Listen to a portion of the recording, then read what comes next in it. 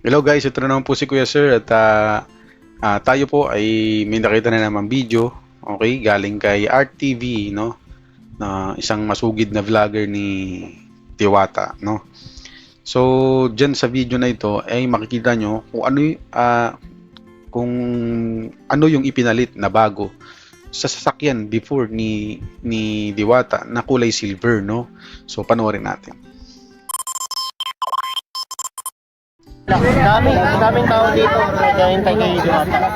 So, ito na yung bagong kotse po ni Diwata, no? Na 4x4. Nagbalit na po si Diwata. 4x4? Bali, pinalitan na yung 4x2.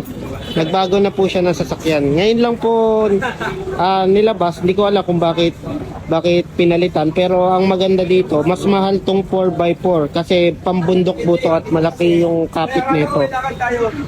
And pagkakaalam ko po, ito yung pinaka latest po na ano nila, no, 4x4. Ang ganda ng kotse ni Diwata, mas lalong gumanda po, white na white, no. And ito yung nagatid sa kanila, ayan, no, yung test drive. Actually same lang sila, 4x4. May ganyang kulay din and may puti, pero ito yung kay Diwata.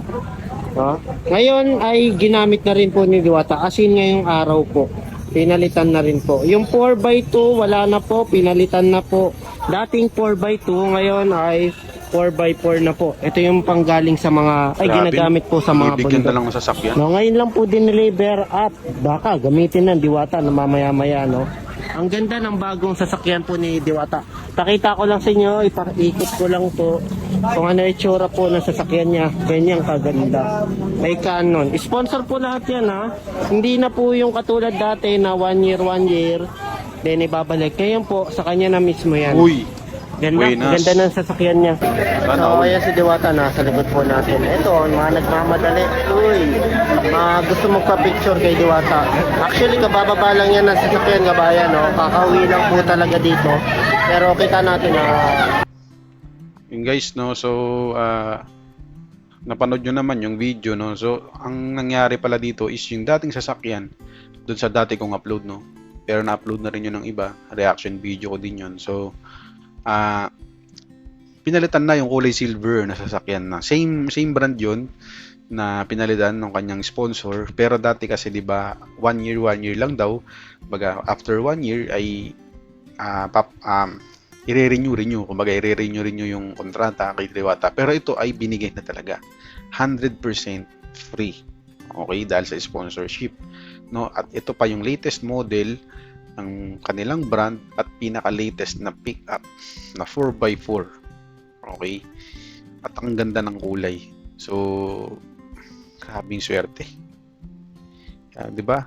Kung iisipin nyo, dati lang sa ilalim ng tulayan si Diwata, nagba-vlog, okay, sa mga sa mga friendships niyang mga beshi, di ba?